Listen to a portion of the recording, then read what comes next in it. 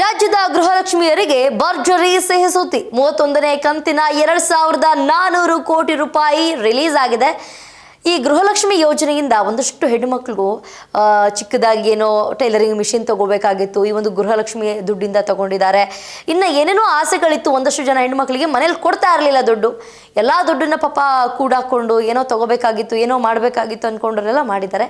ಆದರೆ ಇತ್ತೀಚಿನ ದಿನಗಳಲ್ಲಿ ಯಾವಾಗ ಗೃಹಲಕ್ಷ್ಮಿ ಹಣ ಬರುತ್ತೆ, ಕರೆಕ್ಟ್ ಟೈಮಿಗೆ ಬರ್ತಾ ಇದೆಯೋ ಇಲ್ವೋ, 2-3 ತಿಂಗಳಿಂದ ಕೆಲವ್ರಿಗೆ ಬಂದಿಲ್ಲ. ಮೊನ್ನೆ ಯಾರೋ ಕಮೆಂಟ್ ಮಾಡಿದ್ರು, ನಾವು ಈ ಗೋಕರ್ಣದಿಂದ ಕಮೆಂಟ್ ಮಾಡ್ತಾ ಇರೋದು, ಆದರೆ ನಮಗೆ ದುಡ್ಡು ಬಂದಿಲ್ಲ, 3 ತಿಂಗಳಾಯ್ತು ಅಂತ ಹೇಳ್ಬಿಟ್ಟು. ನಿಮಗೂ ಏನಾದರೂ ಎಷ್ಟು ತಿಂಗಳಿಂದ ದುಡ್ಡು ಬಂದಿಲ್ಲ, ನೀವು ಯಾವ ಊರಿಂದ ನೋಡ್ತಾ ಇದ್ದೀರಾ ಈ ಒಂದು ವಿಡಿಯೋವನ್ನು, ನೀವು ಕಮೆಂಟ್ ಮಾಡ್ಬೋದು, ಕಮೆಂಟ್ ಮೂಲಕ ತಿಳಿಸ್ಬೋದು. ಯಾವ್ಯಾವ ಊರುಗಳಿಗೆ ಅಥವಾ ಯಾರ್ಯಾರಿಗೆ ದುಡ್ಡು ಬಂದಿಲ್ಲ, ನಿಮ್ಮ ಅಕ್ಕಪಕ್ಕದ ಮನೆಯವ್ರಿಗೆ ಬಂದಿದ್ರು ಕೂಡ ಕಮೆಂಟ್ ಮಾಡ್ಬೋದು.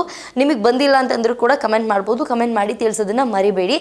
ಈಗ ರಾಜ್ಯದಲ್ಲಿ ಕಾಂಗ್ರೆಸ್ ನೇತೃತ್ವದ ಸರ್ಕಾರ ಜಾರಿ ಮಾಡಿರುವಂತಹ ಪಂಚ ಗ್ಯಾರಂಟಿಗಳಲ್ಲಿ ಗೃಹಲಕ್ಷ್ಮಿ ಮಹತ್ವಾಕಾಂಕ್ಷಿ ಯೋಜನೆಯಾಗಿದೆ. ಇದರಡಿಯಲ್ಲಿ ಪ್ರತಿ ತಿಂಗಳು ಪ್ರತಿ ಮನೆ ಯಜಮಾನಿ ಬ್ಯಾಂಕ್ ಖಾತೆಗೆ 2,000 ರೂಪಾಯಿ ಜಮೆ ಮಾಡಲಾಗ್ತಾ ಇದೆ. ಇದೀಗ ಗುಡ್ ನ್ಯೂಸ್ ಒಂದು ಸಿಕ್ಕಿದ್ದು, 31ನೇ ಕಂತಿನ ಹಣವನ್ನು ಬಿಡುಗಡೆ ಮಾಡಲಾಗಿದೆ ಅನ್ನುವಂತಹ ಮಾಹಿತಿ ಕೂಡ ಲಭ್ಯವಾಗಿದೆ. ನಿಮ್ಮ ಅಕೌಂಟಿಗೆ ಬಂದಿರಬಹುದು, ಚೆಕ್ ಮಾಡ್ಕೊಳ್ಳಿ. ರಾಜ್ಯ ಸರ್ಕಾರದ ಮಹತ್ವಾಕಾಂಕ್ಷೆ ಯೋಜನೆಗಳಲ್ಲಿ ಒಂದಾಗಿರುವ ಗೃಹಲಕ್ಷ್ಮಿ ಯೋಜನೆ ಅಡಿಯಲ್ಲಿ ಪ್ರತಿ ಮನೆ ಯಜಮಾನಿಗೆ ಪ್ರತಿ ತಿಂಗಳು 2,000 ರೂಪಾಯಿ ಹಣ ನೀಡಲಾಗ್ತಾ ಇದೆ. ಇದೀಗ 31ನೇ ಕಂತಿನ 2,400 ಕೋಟಿ ರೂಪಾಯಿ ಹಣವನ್ನು ಬಿಡುಗಡೆ ಮಾಡಲಾಗಿದೆ. ಗೃಹಲಕ್ಷ್ಮಿ ಯೋಜನೆಯ 31ನೇ ಕಂತಿನ ಹಣ ಬಿಡುಗಡೆ ರಾಜ್ಯದಲ್ಲಿನ 1.24 ಕೋಟಿಗೂ ಅಧಿಕ ಕುಟುಂಬದ ಮನೆಯ ಯಜಮಾನಿಯರಿಗೆ 30 ಕಂತುಗಳಲ್ಲಿ ತಲಾ 2,000 ರೂಪಾಯಿನಂತೆ 60,000 ರೂಪಾಯಿಗಳನ್ನು ಡಿಬಿಟಿ ಮೂಲಕ ಫಲಾನುಭವಿಗಳ ಖಾತೆಗೆ ಜಮೆ ಮಾಡಲಾಗಿತ್ತು. ಇದೀಗ 31ನೇ ಕಂತಿನ 2,400 ಕೋಟಿ ರೂಪಾಯಿ ಹಣ ಬಿಡುಗಡೆ ಮಾಡಲಾಗಿದೆ ಎಂದು ಗ್ಯಾರಂಟಿ ಯೋಜನೆಗಳ ಅನುಷ್ಠಾನ ಪ್ರಾಧಿಕಾರ ಉಪಾಧ್ಯಕ್ಷ ಪರಿಷತ್ ಸದಸ್ಯ ದಿನೇಶ್ ಗೂಳಿಗೌಡ ಅವರು ತಿಳಿಸಿದ್ದಾರೆ. 62,000 ರೂಪಾಯಿ ಹಣ ನೀಡಲಾಗಿದೆ ಜುಲೈ 16ನೇ ತಾರೀಕು ಅಂತ ಹೇಳಿದ್ದಾರೆ. ಈ ಸಂಬಂಧ ಮಾಹಿತಿ ನೀಡಿರುವಂತಹ ಅವರು, ಗೃಹಲಕ್ಷ್ಮಿ ಯೋಜನೆಗಾಗಿ ರಾಜ್ಯ ಸರ್ಕಾರ ಈವರೆಗೂ 74,650 ಕೋಟಿ ರೂಪಾಯಿಗಳನ್ನು ವೆಚ್ಚ ಮಾಡಿದೆ. ಇದರಿಂದ ಫಲಾನುಭವಿ ಮನೆಯ ಯಜಮಾನಿ ಖಾತೆಗೆ ಒಟ್ಟು 62,000 ರೂಪಾಯಿ ಹಣವನ್ನು ನೀಡಿದಂತೆ ಆಗಿದೆ ಅಂತ ತಿಳಿಸಿದ್ದಾರೆ. ಕುಟುಂಬದ ದೈನಂದಿನ ಖರ್ಚು, ಮಕ್ಕಳ ಶಿಕ್ಷಣ, ಆರೋಗ್ಯ, ಆಹಾರ ಸೇರಿದಂತೆ ಇತರೆ ಅಗತ್ಯಗಳಿಗೆ ಬಳಕೆ ಮಾಡಿಕೊಳ್ಬೇಕು ಎಂದು ಸಿಎಂ ಡಿಕೆ ಶಿವಕುಮಾರ್ ಹೇಳಿದ್ದಾರೆ. ಮಹಿಳೆಯರು ಸ್ವಾವಲಂಬಿಗಳು ಆಗಬೇಕೆಂದು ನಮ್ಮ ಸರ್ಕಾರ ಮನೆಯ ಯಜಮಾನಿಯರಿಗೆ 31 ಕಂತುಗಳಲ್ಲಿ ತಲಾ 2,000 ರೂಪಾಯಿನಂತೆ ಈವರೆಗೂ 62,000 ರೂಪಾಯಿ ಹಣವನ್ನು ನೀಡಿದೆ. ಕಾಂಗ್ರೆಸ್ ಸರ್ಕಾರ ಮಹಿಳೆಯರ ಪರ ಎಂಬುದಕ್ಕೆ ಇದೇ ಸಾಕ್ಷಿ ಅಂತ ಅವರು ಹೇಳ್ಕೊಂಡಿದ್ದಾರೆ.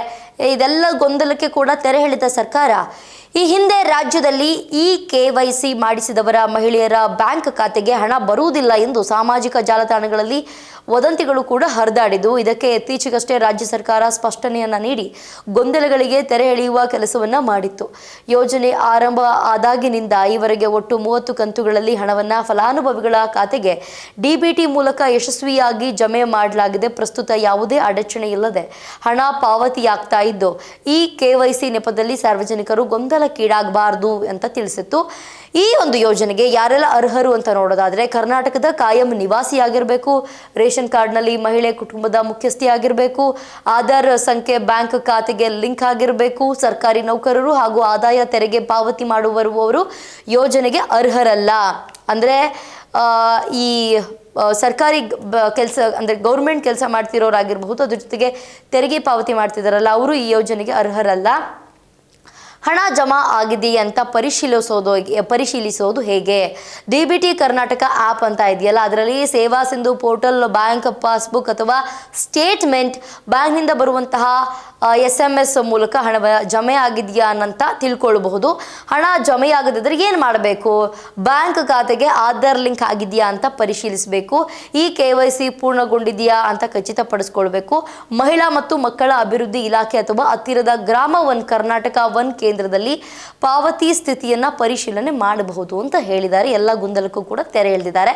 ಇದಾಗಿತ್ತು ಇವತ್ತಿನ ವಿಶೇಷ. ನೋಡ್ತಾ ಇರಿ ಸ್ಪೀಡ್ ನ್ಯೂಸ್ ಕನ್ನಡ, ಸುದ್ದಿ ನಿಮ್ಮದು, ವೇಗ ನಮ್ಮದು.